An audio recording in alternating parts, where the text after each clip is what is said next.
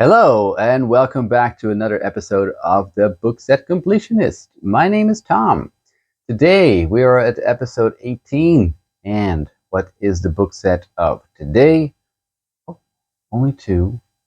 A duology. Okay. I'm also reviewing something way out of my comfort zone later. Something I regret reading, but oh wait, you saw it in the thumbnail.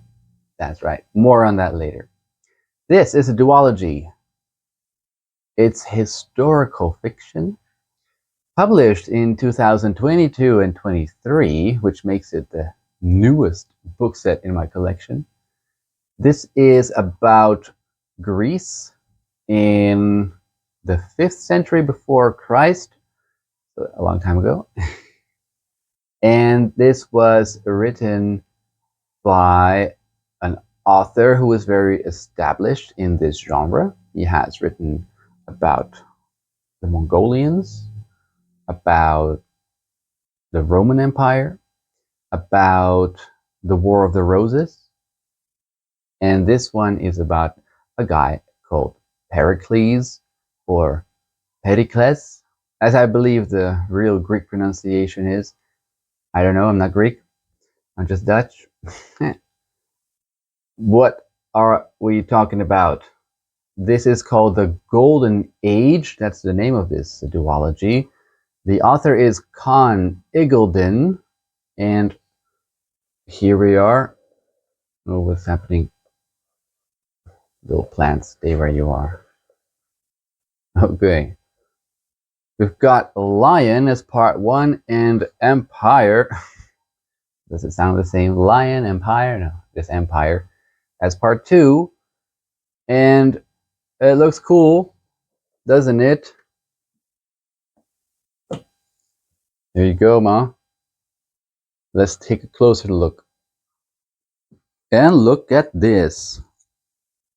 Lion and Empire. A hero is not born, he is made. And for a great power to rise, another must fall. Well, what do you know? A nice couple of platitudes. Let's take a look. Great cover art. Some nice words by other people. Is there a map? We're always looking for maps. And I think in this case we are not disappointed. Although, here is a map. Although, yeah, it's a basic map. I mean, nothing much. It's the world from this era that we know. The Greek Empire versus the Persian Empire. Okay. Part 2, Empire has got the same map. Just with more color in it. More contrast. What this book does is show us a list of how to pronounce names and locations of characters. Like this novel, this series is about a guy called Pericles. But Pericles is the way we pronounce it in English. And if you consider the Greek pronunciation, you would say Pericles. And this applies to all these names. Things like Zeno, right? Might be a famous name. Zeno is Zeno, or has it here Zer noun? I think you should pronounce it as Zeno. Zeno.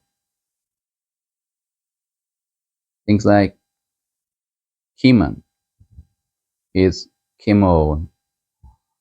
I think it's more of a British pronunciation. So own like oh, Kimo, Kimo.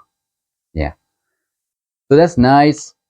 If you're confused about how to pronounce names, that will help you a bit. So yeah, 2 parts. It's done. What I mean is I looked it up. There is no part 3. This is it. It's a finished set. 2 books. Here it is. Kevin Kwan's Crazy Rich Asians from 2013. This book has been made into a movie, and you may have seen that. I did see that movie too prior to reading this book. I kind of enjoyed that movie as you might enjoy watching a soap opera. It's sort of like a guilty pleasure. I thought reading the book might add to that experience since it's pretty hefty. It's a 500-page novel, and I was sorely disappointed. Yeah, it happens. When you take a chance, you might not get what you want. Okay, but anyway, what is it about? This book centers around a couple of Chinese descent living in the US. The girl is, well, I should say, she's Chinese, born in the US, and the guy is Singaporean, also from a Chinese background, as many Singaporeans are. And the guy wants to introduce the girl to his family because they've been dating for 2 years, and he thinks the time is right to bring her to his family who live in Singapore. And if you've seen the movie, then that's what you get. But then on paper. If you haven't seen the movie, what ensues is that the family, as we learned from the book, is a very super ultra wealthy, and they also have certain attitudes towards people who are not as wealthy. But even if they're wealthy, if these people are not from the right background, you might be a billionaire, but if you're not, old money is what they call it. Old money means you've been rich for a long time, preferably a couple of generations. The older, the better. And if you're from new money, then you're sort of like, ugh, new money. No, no, no. You cannot join our elite club of rich people. Yeah. So this kind of attitude you will see throughout the book. A lot of snobisms, a lot of prejudice. Yes. The guy in this couple has a mother who is ultra snobbish and prejudiced, and she doesn't like the girlfriend because she is very ordinary. She's accomplished, the girlfriend is. She's teaching at university. She has a very good academic background, but that doesn't matter to this family because this family only cares about money and status. Anything else is irrelevant. Yeah. Now, if you are a fan of fashion, if you're into this world of designer items and rich people, gadgets and all that stuff, luxury cars, penthouses, yachts, then this is the book for you. I'm not obviously from that world. I did not enjoy this.